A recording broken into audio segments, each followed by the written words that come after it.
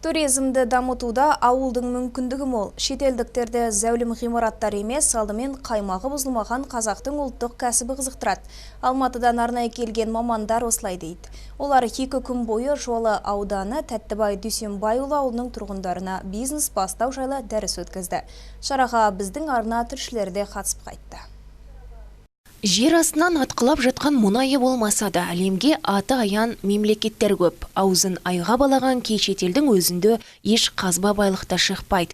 Бірақ олардың атын асқақтатып отырған туризм. Бұл орайда Жамбыл өңірінің әлеуеті зор, мүмкіндігі мол.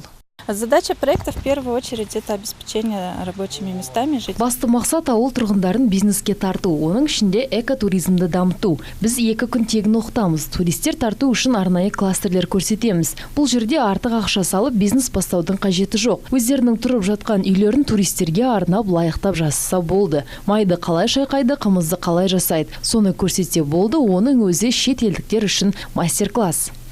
Ауылдық туризм дамыса, шетелдіктер ғана емес, қалалық тұрғындардың өзі жиі барады. Шуы көп шаһардың күнделікті тіршілігінен шаршаған жұрт жаңа тыныштықты ауылдан іздер анық. Ал әр келген адам ауыл тұрғынның қалтасына қаражат салып кетеді. Семинардың басты мақсаты да сол. Ауыл халқын бизнеске тарту. 50-ден астам кәсіпкерлер қатысты, өздерінің сұрақтарына жауаптарын алды. Және де бұндай семинарларды болашақта үлкейтіп, және соның жемісін өзіміздің халық жеп, алып, өзінің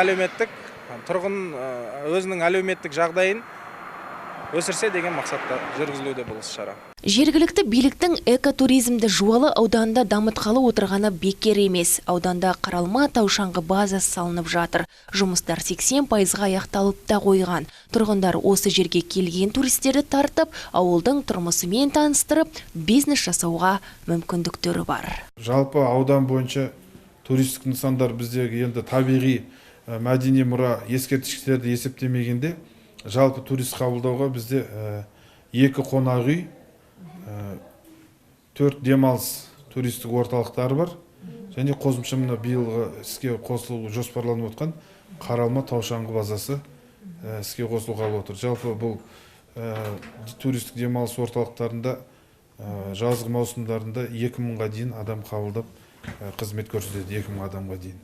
Әлем экономикасының 10%-ын туризм саласы құрап отыр. Біздің мемлекеттің де алдында тұрған басты мақсаты сол. Гүлжан Серік, Нұрбол Қастаубек, 7/7.